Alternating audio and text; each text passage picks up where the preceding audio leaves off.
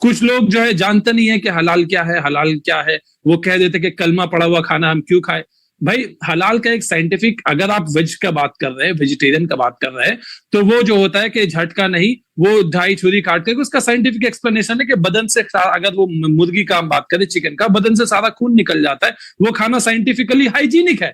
अब दूसरी तरफ है कि सुअर का चर्बी, भाई मुसलमानों के लिए सुअर का चर्बी जो है, सुअर खाना मना है, इसलिए वो जो है हलाल को स्पेसिफाई करते हैं कि ये हलाल है, ये हलाल नहीं है। आप ये इस तरह के एक चीज को कर सकते हैं, लेकिन कभी ये नहीं कानून लगा सकते कि तुम नाम लिखो कि ये मुसलमान खाना है, ये हिंदू खाना है। ऐसा नहीं होता है, ये कॉन्स्टिट्यूशन में इसकी इजाजत नहीं दी जाती है। भाई ये तो ऑर्डर कह ही नहीं रहा है। ऑर्डर कह रहा है आप नाम रखो जय मां वैष्णो ढाबा, पर नीचे लिख दो प्रोपराइटर सैयद रिजवान अहमद, बात खत्म हो गई। तुमसे ये कौन कह रहा है कि ढाबे का नाम क्या होना चाहिए? गलत बात ना फैलाओ नेशनल टीवी पर बैठकर।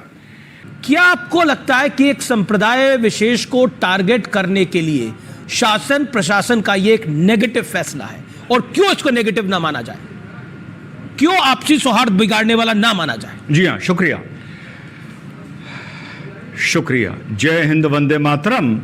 देखिए, अभी हमारे भाई ने कहा कि धर्म के नाम पर विभाजन हो रहा है। धर्म के नाम पर विभाजन तो उस क्लासरूम में भी हो गया था जहां पर कहा था कि हमारी लड़की तो हिजाबी में अंदर आएगी, हिजाब के बिना क्लासरूम में घुसेगी नहीं। विभाजन तो क्लासरूम में धर्म के नाम पर हो गया था, पहली चीज। दूसरी चीज, विभाजन की जहां तक बात है, और खान पान का कभी कोई मजहब नहीं होता। खाना खिलाने वाला, पानी पिलाने वाले का भी कभी मजहब नहीं होता। ये सिर्फ सावन के महीने के लिए एक एहतियात है। और अगर खाने का कोई मजहब नहीं होता तो कभी तो मिठाई मिठाई रहती है, कभी वो प्रसाद बन जाती है।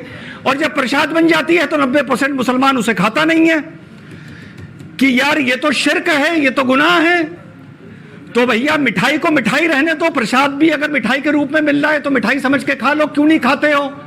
तो वहां पर तुम्हें जो वो प्रसाद और मिठाई का फर्क नजर आता है, तो धर्म के नाम पर सेक्युलरिज्म खतरे में नहीं आता। नंबर 3 बात, अगर धर्म के नाम पर खाना पाने में विभाजन नहीं करना है तो ये हलाल सर्टिफिकेट क्या चीज लेके आए हो भाई? ये हलाल सर्टिफिकेट, हलाल ऑर्गेनाइजेशन वो सर्टिफिकेट दे रही हैं। अब जो भी आदमी हलाल सर्टिफिकेट का सामान नहीं बेच रहा है, मुसलमान उससे बेचारा नहीं खरीदेगा, तो उसके नौकर कहां जाएंगे? उसका सेल्समैन कहां जाएगा? उसकी दुकान कैसे चलेगी अगर वो मुस्लिम बहुल इलाके में है? चलो मीट में तो समझ में आ गया हलाल, लेकिन साहब हलाल लिपस्टिक, हलाल डबल रोटी, हलाल मिठाई, हलाल ब्रेड, हलाल मेकअप का सामान, हलाल चाय, ये क्यों लेके आए भैया? हलाल चाय क्या चीज होती है ये बताओ। तो ये आप इसलिए लेके आए ताकि मुसलमान को ये पता चले कि ये जो चीज बनी है, ये चाय जब बनाई गई है तो इसमें कलमा पड़ा गया है, इस मारे इसको हलाल बोला गया है।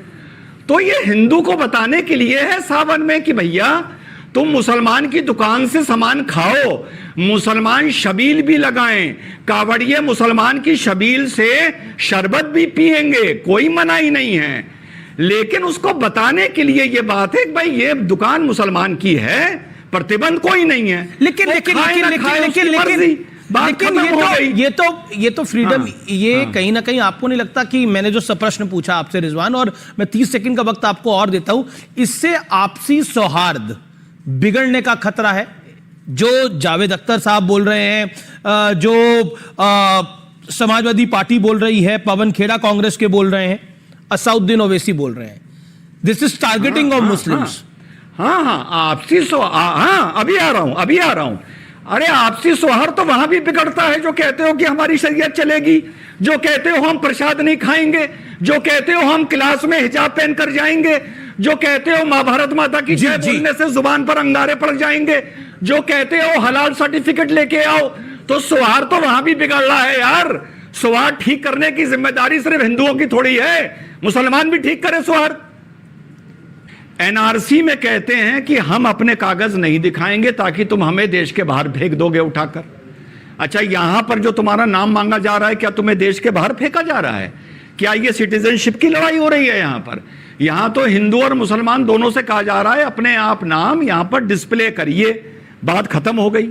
दाफ है, उनका कहना है कि यह धार्मिक आधार पर एक बंटवारे की चाल है। भारतीय जनता पार्टी उत्तर प्रदेश में फंसी हुई थी, उस भंवर से निकलने के लिए पूरा खेल खेला गया है। अमीश भाई, मैं तो सीधी बात कहता हूं कि आखिर नाम छुपाने की कोशिश क्यों की जाती है? नाम और पहचान छुपाकर ही कुछ करने का प्रयास क्यों होता है? तो आपको पता है फूड सिक्योरिटी जो डिपार्टमेंट है उसने भी कह रखा है कि भाई आपको अपना नाम बताना है, आपको अपना लाइसेंस दिखाना है। मुझे दिक्कत ये लगता है कि कहीं पर भी धर्म की बात नहीं की गई। इस पूरे कानून में कहीं धर्म का जिक्र आया हो आप बता दीजिए, कहीं किसी मजहब की बात की गई हो, किसी पंथ की बात की गई हो तो बता दीजिए। सिर्फ इतना कहा गया कि आपको अपना नाम डिस्क्लोज करना है, आपको अपनी पहचान डिस्क्लोज करनी है। जैसे ही नाम डिस्क्लोज करने की बात आती है एक तबका लगता है नाचने, लगता है बिलखने कि नहीं साहब हम नाम नहीं बताएंगे, उसी प्रकार से कि कागज नहीं दिखाएंगे। तो देखिए हिंदुस्तान है, बाबा साहब भीमराव अंबेडकर जी का संविधान आप पर भी लागू है, हम पर भी लागू है, पूरे देश पर लागू है, सर्वोपरि है। यहां नाम भी बताना पड़ेगा और कागज भी दिखाना पड़ेगा।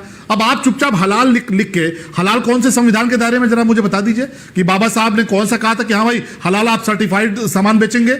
लेकिन हलाल लिखकर लिपस्टिक हलाल आ रही है, पेंसिल हलाल आ रही है, बिस्किट हलाल आ रहे हैं। तो अमीश देवगन क्यों खाएं?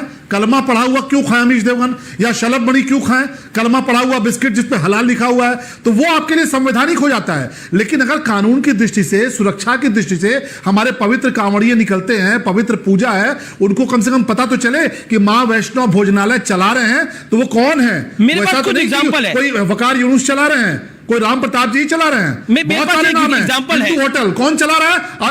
कोई अब्बास चला रहे हैं। अब नाम है हिंदू होटल, चलाने वाले अब्बास साहब हैं। वैष्णव होटल चलाने वाले कोई शाहरुख खान है। तो ये कैसे हो सकता है? हमारे कांवड़िए बेचारे दिन भर थक के निकलते हैं, सावन का पवित्र महीना होता है, उनको पता तो चले कि वो कहां पर क्या प्रोडक्ट ले रहे हैं। और नाम बताने में आपको दिक्कत क्या है? इसका मतलब आप नाम छुपाकर ही काम करना चाहते हैं, पहचान छुपाकर ही काम करना चाहते हैं।